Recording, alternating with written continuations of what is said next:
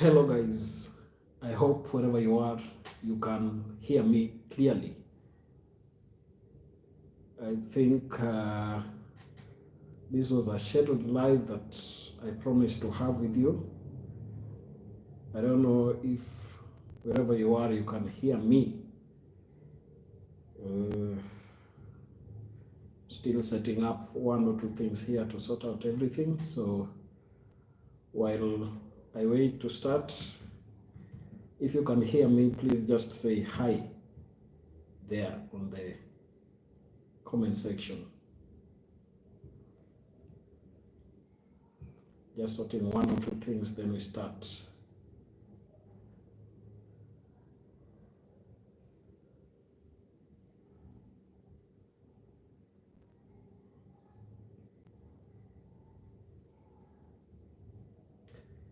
Hello everyone.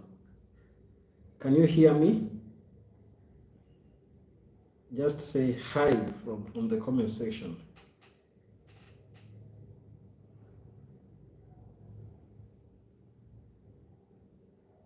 Let me just test that mic, then we shall be starting in a few. Oh. The mic is, sorry.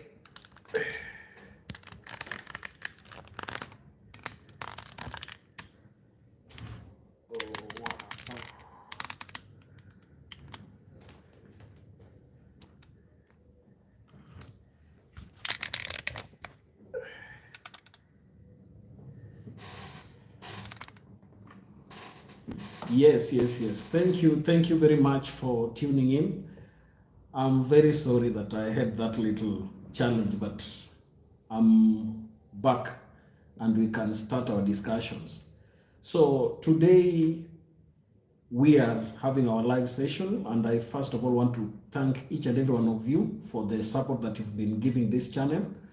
You can also join us and be a member of the channel to get more exclusive content, and that you can do, and you will be able to access some of our exclusive content that we have. We continue to produce these videos so that we have a better engagement with you.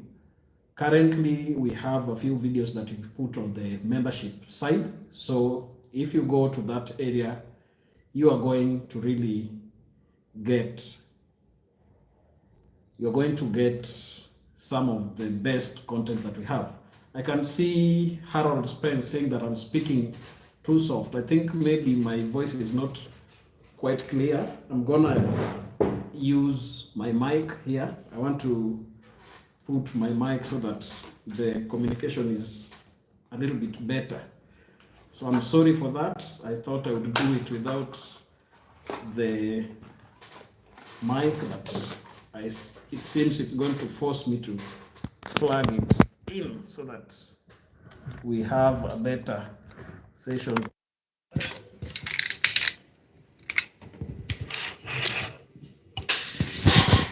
Yes.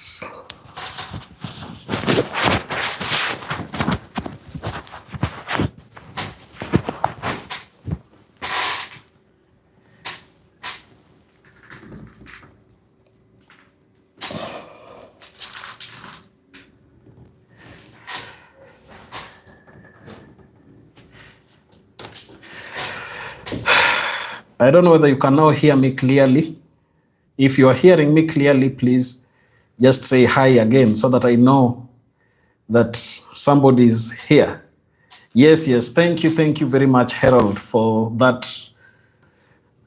that contribution. I think you've made the live to be better now, because if you can hear me better, I guess that's good.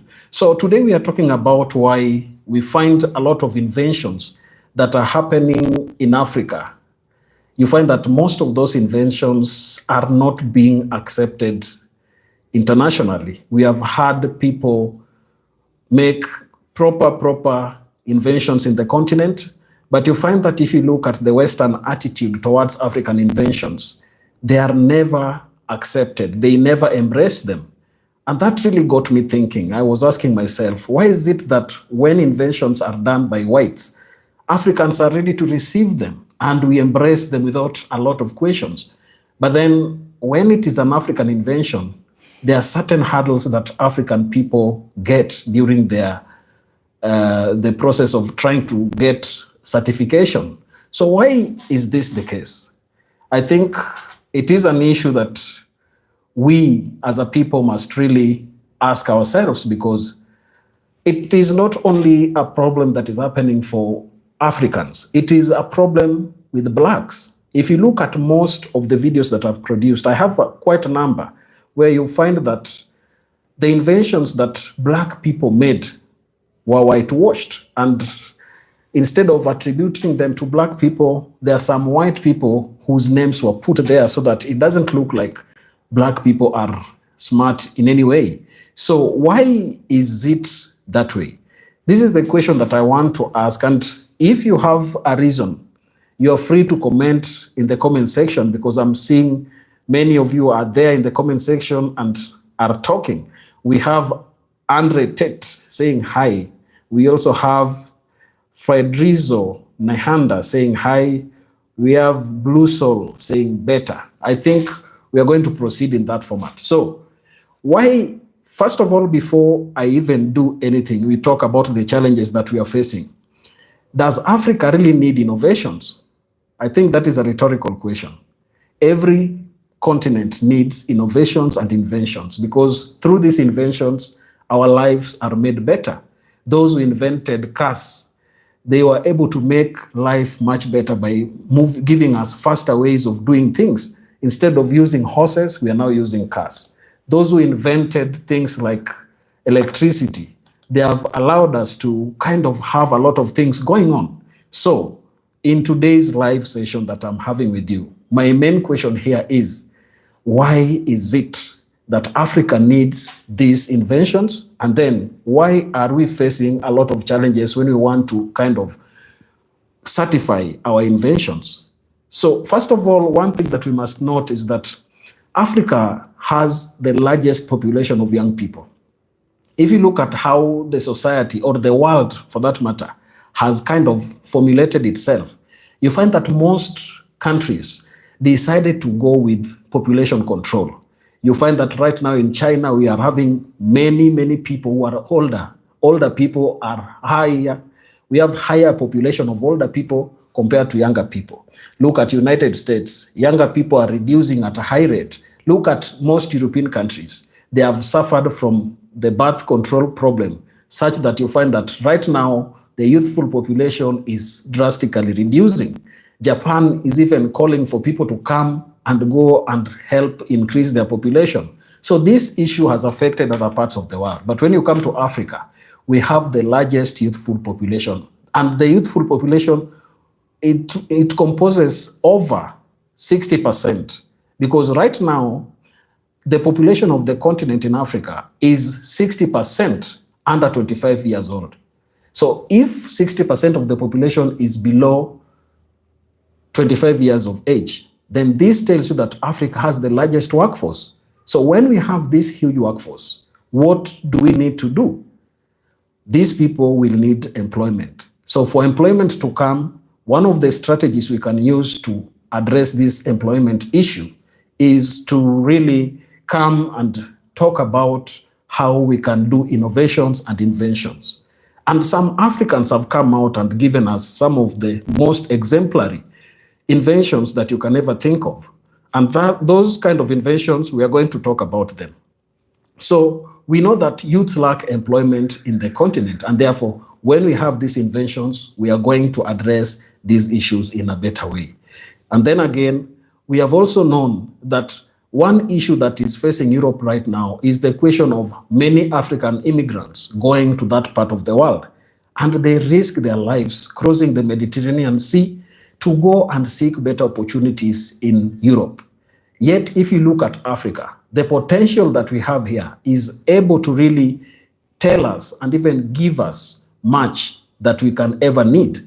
We are endowed with many precious minerals in the continent, and therefore, if we could only create manufacturing industry so that these minerals are removed from raw products to finished goods, and then we export them, we can have a better platform through which we as a people find for ourselves and even address these issues in a greater way. So I think we cannot question the fact that Africa needs development, the fact that Africa needs innovations and inventions. So what is happening that is hindering these kind of things? We know that the management of resources in the continent is very poor. One thing that I will do without even any fear is I must put the first blame on African leaders. We don't have proactive leaders who put the challenges of their citizens to be the first thing they are working for. Most of them go there, and instead of working for people who elected them to office, they are there trying to fill their pockets with the resources that they get. So we have our leaders who are very, very corrupt. They don't put anything in front, especially when it comes to issues relating to the people. When they talk about pro-people issues, they don't address them in the best way possible. What they do is focus on themselves, focus on their children, take their children abroad for better studies, and then forget about anything that is going on. So we must talk about these issues every time so that we help our people and we also wake these leaders up from the slumber that they are having. Yes, we have Andre Tate talking about COVID. Yes, that also could be a challenge. I don't know whether you want to talk about it in terms of whether it is a challenge to why Africa is not getting development or even innovations. But one thing I get from what you're trying to put there about COVID, it was a very good moment for us, the COVID era, where Africa understood that it will be thought about last. You know, when this issue happened, we found that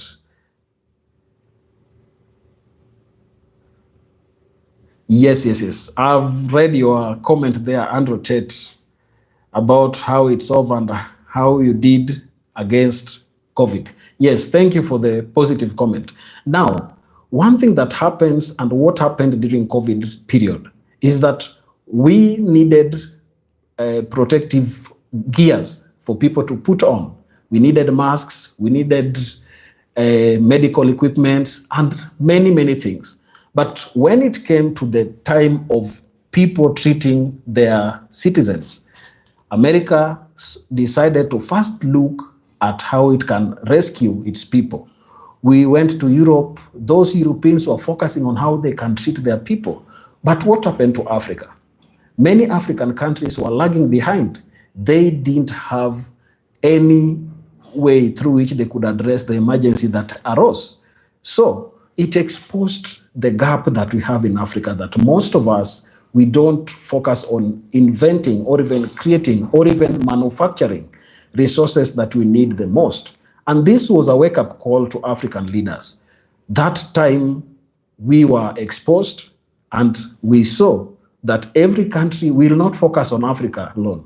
They will focus on themselves and think about us the last.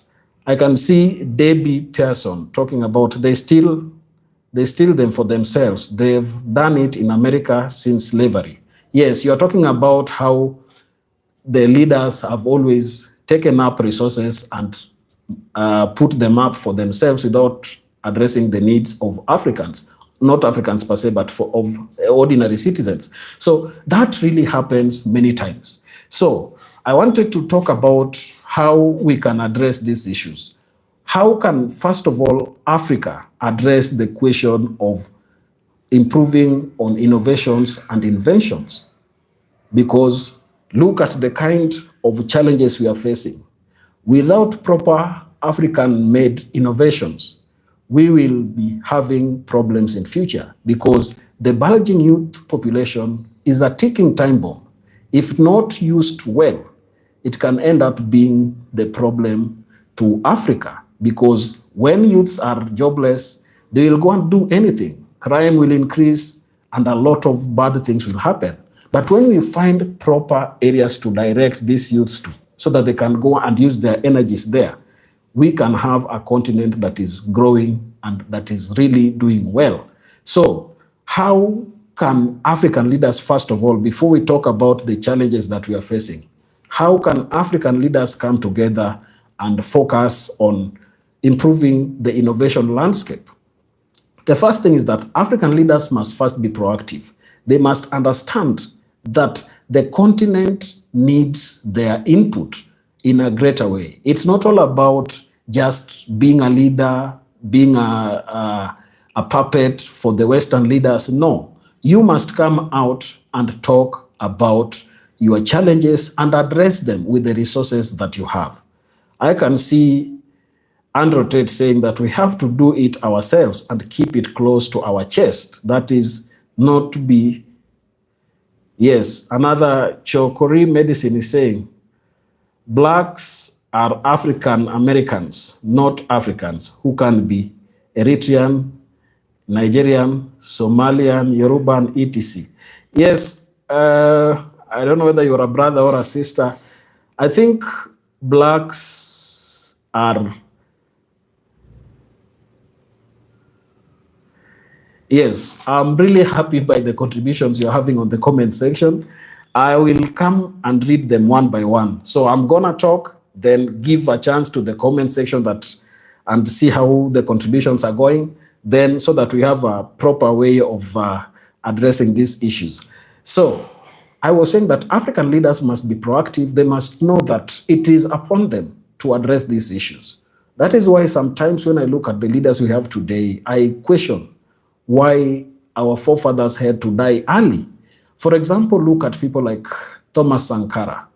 He was somebody, Thomas Sankara of Burkinabe. He was somebody who was pro-people. He desired to develop Burkina Faso. But what happened?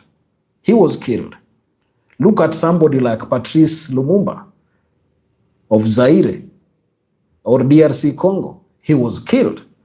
Look at somebody like Kwame Nkrumah of Ghana. He was removed from power because he talked about the need for all African countries to get independence at one, and that Africa was supposed to just be a continent, a united continent with one military, one currency, without borders that were created by Europeans. So this led to him being deposed of his position. There are also calls that people had of creating an African Union, a country that is called Africa.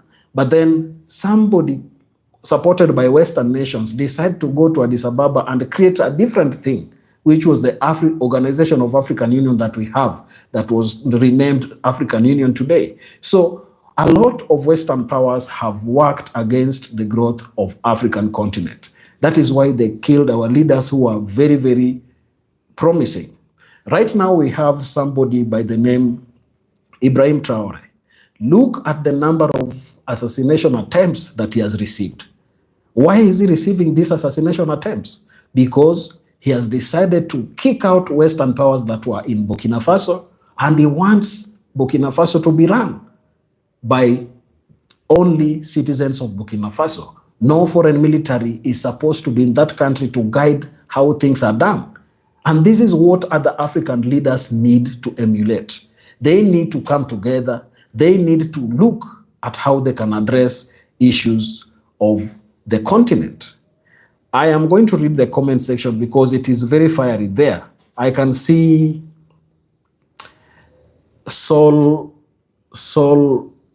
somebody by the name Sol BRH, saying, which leaders do you want to teach?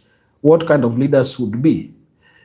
That's a good question. I think as Africans, we need to be leaders by ourselves. Leadership does not begin somewhere else. It begins from you. You, if you start by doing the right things, if you start by addressing real issues, then leadership begins with you. It also begins with you because you are able to go and make proper decisions during elections so that you elect leaders who are visionary, leaders who are able to bring change that is desired in the continent, because we can't continue being laughed at as a continent, yet we are the continent with many, many minerals that cannot be found anywhere else. Look at how Donald Trump referred to us in his first term. He said we are shithole countries in Africa because it thinks only bad things are here in the continent. We must change that narrative. We must be able to address these issues directly, beginning by ourselves and then motivating others in our circles to also think positively. And then that will translate into how a community, a society can change. So the leaders I'm talking about is us first, then if we can influence a group of people within our circles, we can use that change to really make sure that our continent or even our countries have better governance. Andrew Tate is saying that I had been in a meeting where I had to hide that I was the creator behind many things. I was told in one meeting when I had to reveal that I was the researcher, as the money man pointed to his skill. Yes, that is what they do. Once they realize that you are a black person, they will come for you. They will find a way of making you remain useless or disappear altogether. So, how can African leaders create innovation? How can African leaders work towards improving innovations in the continent? Here are some of the things that I've found out. First of all, we can invest in STEM programs. That is science, technology, engineering, and math. Look at the education system we have in Africa. Sometimes I really laugh at ourselves because look at a child in China and a child in Africa. Sometimes you look at what they are educated at early primary or in their earlier age. You ask yourself whether this person in Africa will ever compete with the Chinese because they are already taught programming. They know how computer programming languages work. They can create things using their hands. They can model things here and there. But then when you look at Africans, that is when we are told to sing Cocomelon. You are told to walk around, do other things with those things that cannot even make any positive contribution to your life. So the type of education that we give our people in the continent is also very, very important. We must look at how we can change our education system so that it aligns with the goals and desires of Africa. Look at how Singapore changed. It was just because there was one visionary leader who decided to say that his country will take a dynamic shift. Even China had the same. When Chairman Mao decided to bring a system that can revolutionize the country, it worked because we had a visionary leader. The same thing can happen in Africa. But why is it not happening? Every time we have a visionary leader, we find that they get killed. We are told that we need regime change in that country because that leader stayed for far too long. Regime change comes, spoils everything. Countries are left at war. For example, look at Libya. If there is any country in the continent that ever enjoyed its leadership, it was Libya. Libya had everything going on well for them. But then when United States and NATO came, they decided to bomb everything, destroy everything, and let Muammar Gaddafi die as a very, very stupid person. Yet he was one of the most respected African leaders. He gave his citizens everything they needed. Why was he killed? He was killed because most of these leaders don't want Africa to grow. They don't want African people to get what they should get. Andrew Tate, I'm really liking you in the comment section. I encourage others who are also watching to give their commentaries.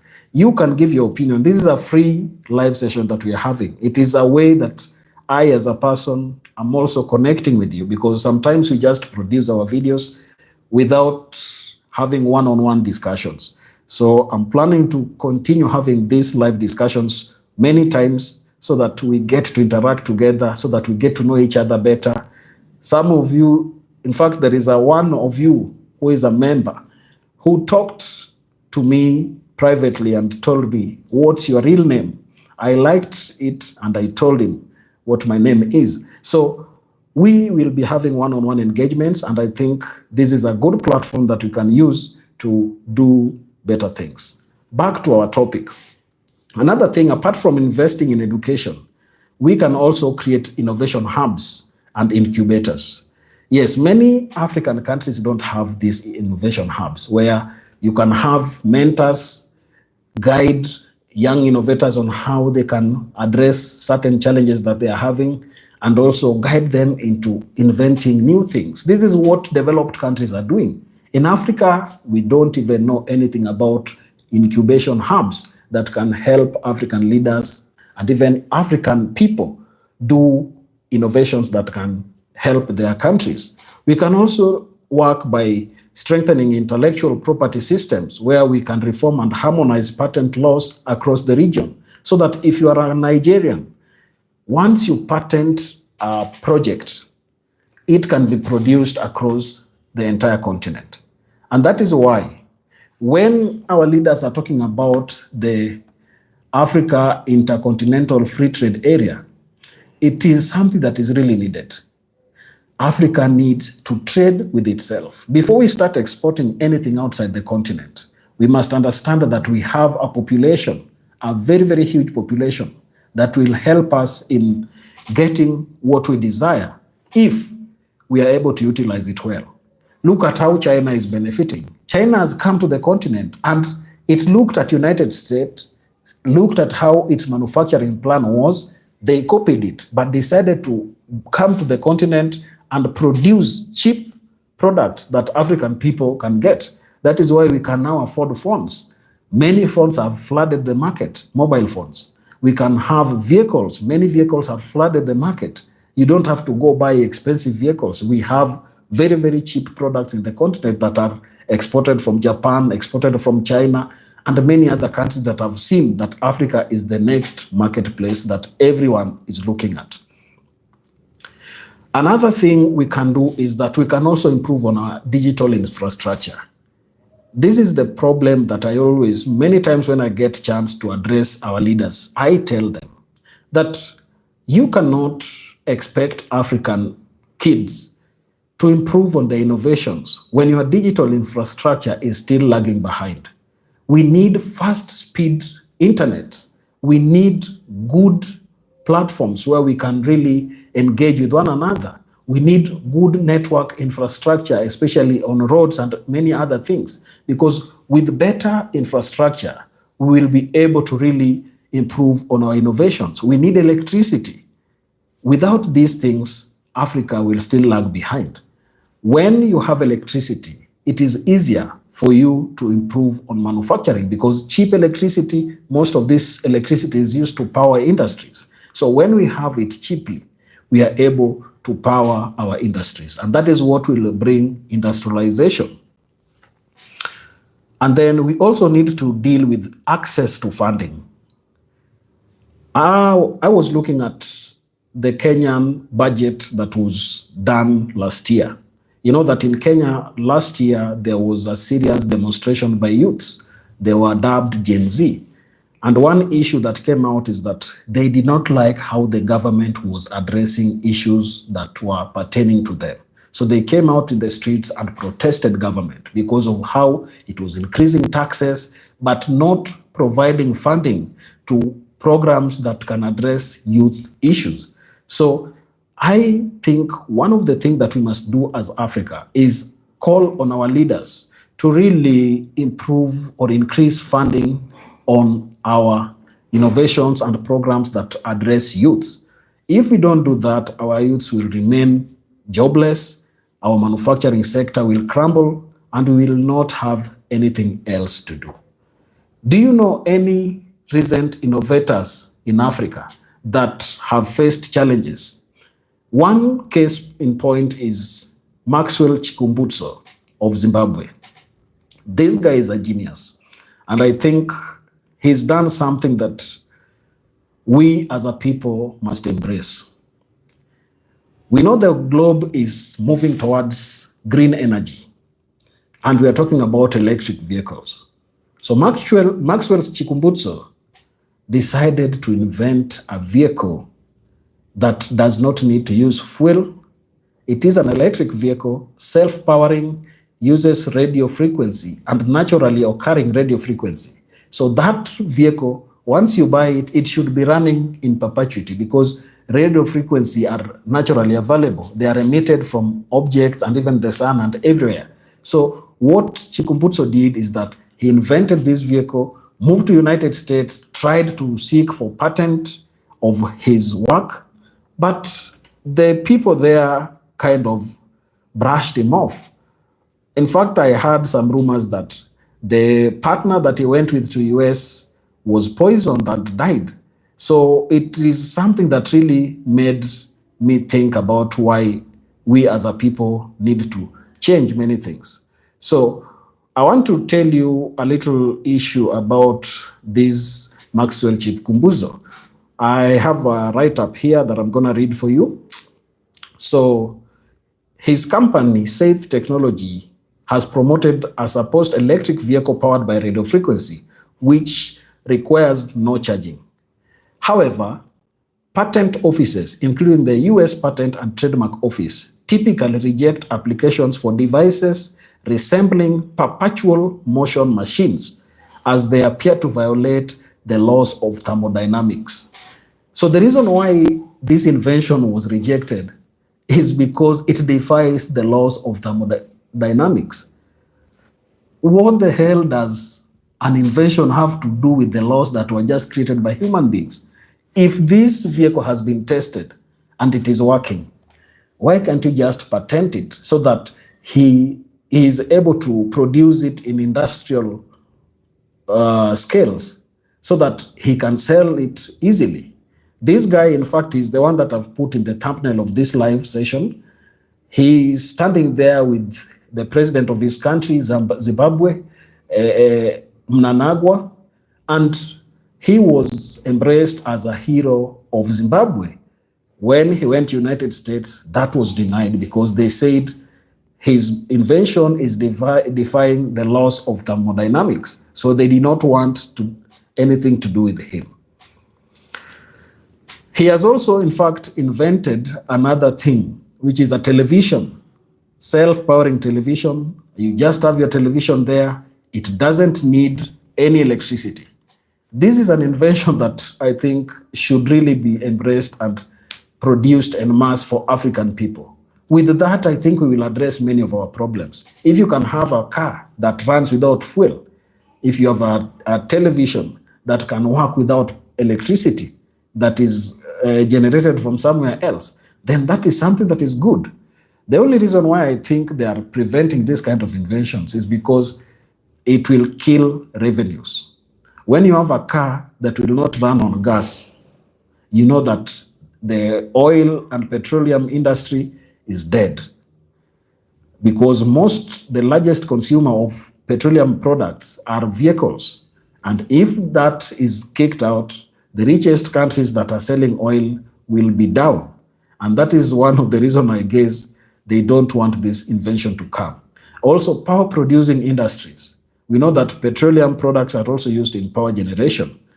This will also kick them out in business. So they are protecting their interests. They don't want anything to touch on where they're getting their daily bread. So I guess that is one reason why they have been targeting these kind of inventions. Another person who invented something very serious is called Ernest Andrew.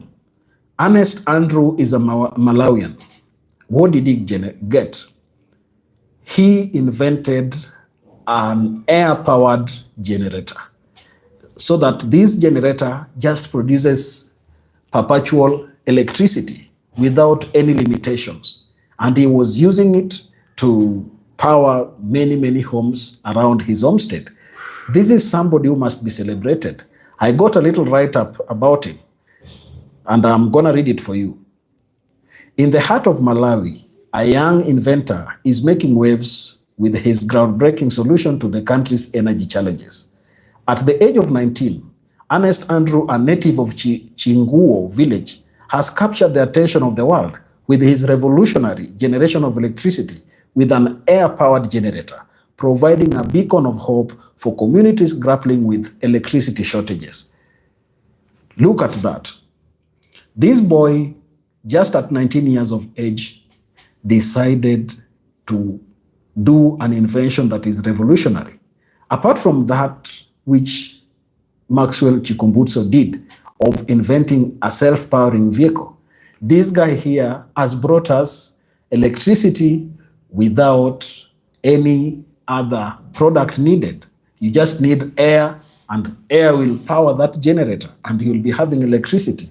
And we know there will be no day that air will be depleted. So that is a perpetual generation of electricity. Look at that. This is an African inventor. You can never hear about him anywhere in the US. If he was a white guy, this would be in the news every day. They would be talking about him. They'd be praising the young man. But right now, it is a news that maybe some of you who are watching me live right now have never heard of. But those who are also, there are some of you who have heard of them. There are those who have never heard of him. So that is something that is really very, very interesting. A very, very young boy, just at 19 years of age, he's able to create a generator that uses air. That air is the fuel. That air that you see around you will be used as the fuel to that generator to produce electricity. So these are some of the inventions that African head of states, and I think we need a hub, an African hub, where inventions from different countries, all the countries can be put together, and leaders provide funding so that these inventions can be supported and their work seen to benefit African people. But we have leaders who are very careless. They are not focusing on producing products for their people. What they do is just amassing wealth for themselves and increasing their wealth portfolio. That is something that is quite interesting. Another guy here with an invention is Simon Petrus. Simon Petrus is a Namibian. What did he do? He invented a mobile phone that only uses radio frequency. You do not need a SIM card, and you do not need any airtime. You just need the phone, and you can communicate with anyone, anywhere, without using any money. You find these inventions by African people, or Black people for that matter. They are very revolutionary, and they do not need the system to work. Because here, once someone gets this phone, their lives will have changed, because they will never spend any day on buying airtime. They will not need to be controlled by SIM card producers, those service providers who continue to really cripple how people communicate in different countries. So with that invention, I think we as African people can go far. But look at what's happening. Many African leaders are not focusing on that. They are just coming out and they are addressing issues without ensuring that they can improve on the entire continent's growth. Another one that is quite revolutionary is Dr. Thumbi Ndung'u. This is a Kenyan who is in South Africa. He is heading the African Health Research Institute in South Africa. He did a very, very revolutionary thing. His invention was in the line of medicine. And I think they have received promising results that their drug that they are making will be able to cure HIV and AIDS. Just imagine the kind of plunder that HIV and AIDS has done to the African continent. Many great people have died because of that disease. But African leaders are now coming out, African researchers, they are finding cure to this deadly disease. Many African leaders still don't want to support them, but these are kind of inventions that I think once you just hear about them, African leaders should just be running there with money to kind of support those kind of inventions so that once they are done, they can be used to help African people. Instead of focusing on moving from Africa to United States, moving from Africa to Europe to go and listen to some lectures from these leaders, African leaders need to sit in the continent and address issues that is affecting them. These inventions are very, very necessary inventions. And there are many more that I've not touched on. But one challenge that they face is what I was talking about earlier, the challenge of patenting. They are not able to patent their products because most of these Western nations think they are going to address issues that they don't want Africa to address. I can tell you the main intention of these Western leaders is to ensure that Africa remains poor. That is why when Africa tries to raise leaders like Muammar Gaddafi, you find that they are killed. Let me go to the comment section to read a few comments that most of you have given us there. And by the way, you can continue communicating in the comment section so that I get to read your comment here. And also thank you very much for the support that you are giving me here. We have, I had read this one, Debbie Pearson, saying that they steal them for themselves. They have done it in America since slavery. Yes, that's talking about how leaders steal resources from people. We also have Andrew Tate talking about Dr. John Campbell.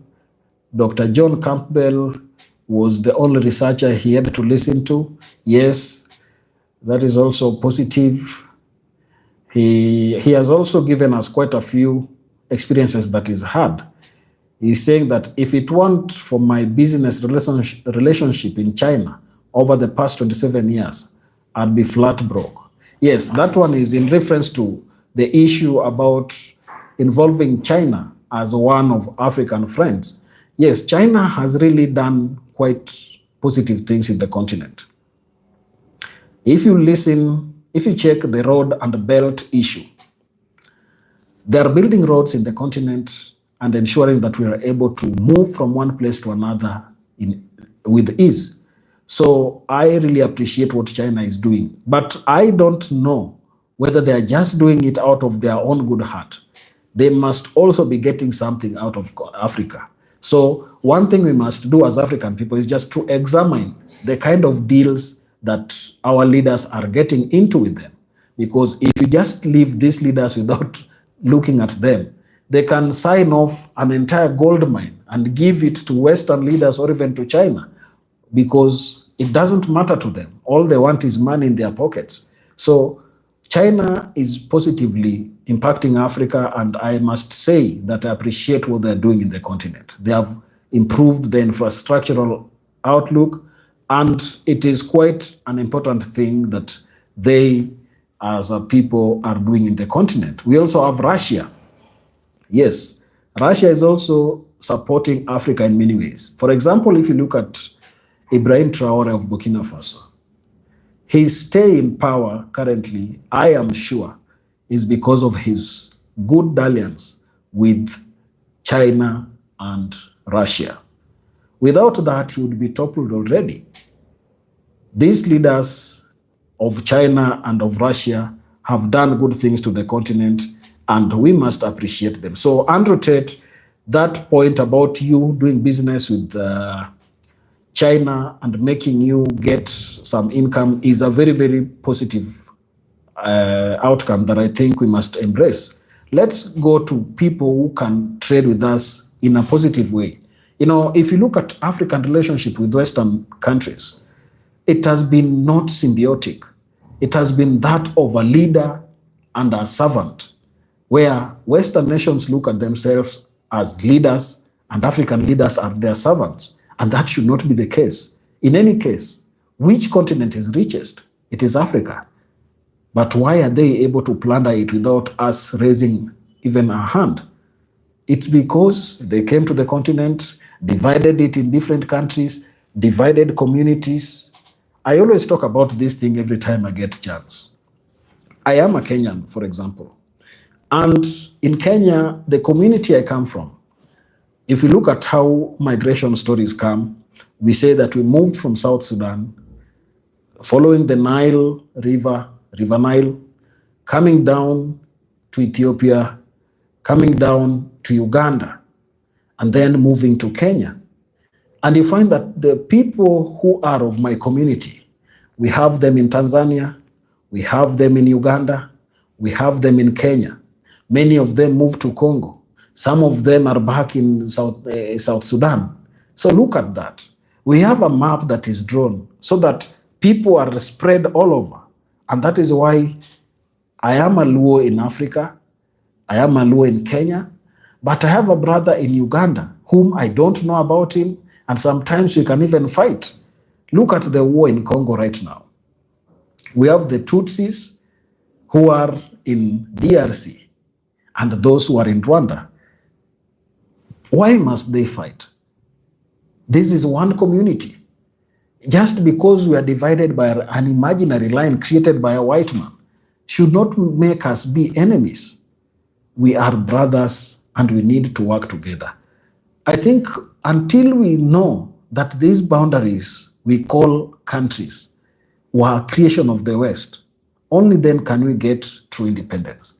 Because while we still call ourselves as Nigerians, as Kenyans, we are fulfilling the desire that white men had for Africa. They divided us and gave us names. You are calling yourself a Ugandan. You are calling yourself an Ethiopian. You are calling yourself an Egyptian. You are calling yourself a South African. Why are you that way? All of us are Africans. For heaven's sake, we are all black.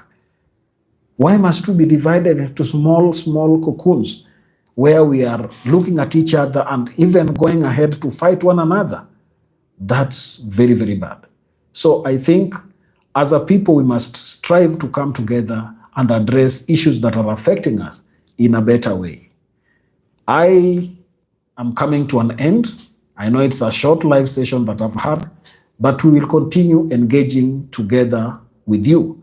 It is just the first of many that are coming, and you can join our membership.